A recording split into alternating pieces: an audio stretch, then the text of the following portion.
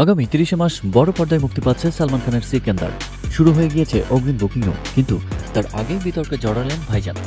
Dhallywood superstar Shakib খানকে নকল করার অভিযোগ উঠল সালমানের বিরুদ্ধে, যে বিতর্কে উত্তাল হয়ে উঠছে নেট পাড়া। বিতর্কের সূত্রপাত সিকান্দার ছবির প্রযোজক তার সোশ্যাল মিডিয়া প্ল্যাটফর্মে জোহরা জবিন গানটি শেয়ার করার পরই সেই গান দেখেই নেটিজেনদের অভিযোগ সালমান নাকি বাংলাদেশি সুপারস্টার সাকিব খানকে কপি করেছেন। ২০২৩ সালে মুক্তি পায় সাকিব খান অভিনীত প্রিয়তমা ছবিটি।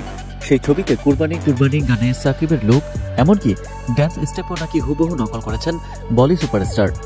সেই গানের কোরিওগ্রাফি থেকে দৃশ্যগ্রহণ সবকিছুর সঙ্গে নাকি মিল রয়েছে সালমানের জোহরা জবিন গানের। আর এই তুলনা টেনেই খুবই ফেটে পড়েছেন অনেকেই। যদিও গানটি দর্শক মহলে দারুণ সাড়া ফেলেছে, কিন্তু তার মধ্যেই ছবির প্রযোজকদের বিরুদ্ধে চুরির অভিযোগ সমালোচকদের। এক্স হ্যান্ডেলে এক সমালোচক দুটি গানের ভিডিও শেয়ার করে খুব উগরে দিয়েছেন মুরুগাদোস পরিচালিত সিকান্দারের বিরুদ্ধে। এদিকে তার এই পোস্টের বিরুদ্ধে সরব হয়েছেন ভাইজানের অনুগামীরাও। তাদের দাবি পোশাকের মিল মানেই অনুকরণ নয়। অন্যদিকে আরেকটি নেটিজেন ব্যঙ্গ করে লিখেছেন, কি দিন এলো, বাংলাদেশি অভিনেতাকে কপি করতে হচ্ছে। দারুণ বিষয়, ভাইজান প্রচুর বাংলাদেশি ছবি দেখছেন। কেউ লিখেছেন, ভেবেছেন বাংলাদেশি অভিনেতাকে নকল করলে কেউ জানতেও পারবে না। এমনই সব তর্ক বিতর্কে সরগম নেট পাড়া। উল্লেখ্য, গত ২ সপ্তাহ আগে জোহরা জবিন গানটি মুক্তি পেয়েছে।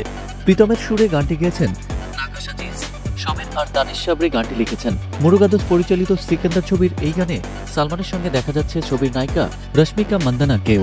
এদিকে ঈদ উল ফিতরে মুক্তি পাচ্ছে সাকিব খানের বরবাদ সিনেমা। ইতিমধ্যেই ছবিটি নিয়ে দর্শকদের মনে প্রত্যাশা বেড়ে গেছে। ছবিতে রয়েছে দারুণ সব অ্যাকশন দৃশ্য, আর অ্যাকশনগুলো যথেষ্ট নৃশংস, সেটাও বোঝা গেছে টিজার দেখে। সাকিব খান ছাড়াও এই সিনেমায় আরও অভিনয় করছেন ইদিকা পাল, যিশু সেনগুপ্ত, মানব সচদেব, মিশা সওদাগর। একটি আইটেম গানে পারফর্ম করছেন কলকাতার নায়িকা নুসরাত জাহান। ছবির বড় অংশের শুটিং হয়েছে ভারতের মহারাষ্ট্রে।